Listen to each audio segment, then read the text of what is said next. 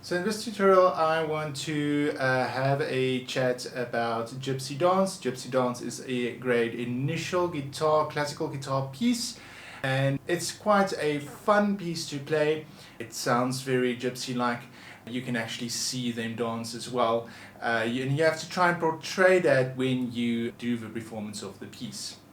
Now, as you can see, the tempo says a very assertive 120 crotchet beats per bar. So try to keep your tempo nice and steady. I think I played a little bit faster than 120, so if you have your metronome nearby, put it on 120 and try to play on the beat. Very important, we have two voicings again. We have our thumb that's going to play the E and the A, the bottom E and A, so we're going to start there on A. But then we move to E. So we're going to have those movements between E and A with our thumb. So keep your thumb quite close and ready to play those notes. Don't over pluck the strings. It's supporting bass notes. The melody is on the higher notes, the first and second and third string. Alright, so we have alternating fingering, I, M, I, M. You don't have to start on I, that's not what that means. It just means that alternate your fingers. I like to start with M, so I like to go M, I, M, I, M, M, I, thumb. M, I, thumb, M, I, thumb, M, I, thumb, and so on. But alternate your fingers to help that legato line going. Very important is dynamics. Dynamics is we start forte and we go forte up until line 3.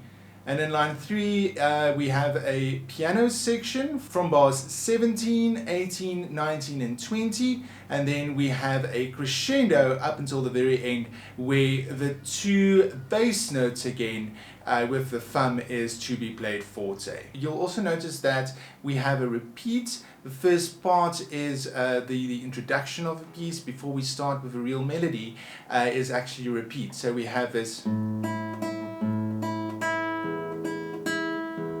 then we repeat again.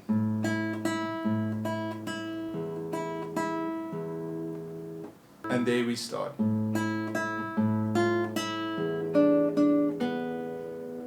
Also very important, perhaps the most trickiest part of this piece is in bars 15 and 16, where we have C, A, D, E.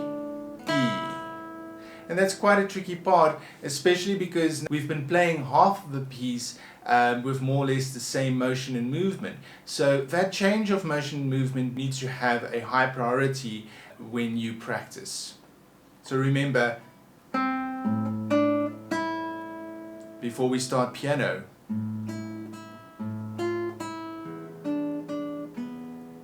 and then crescendo starts.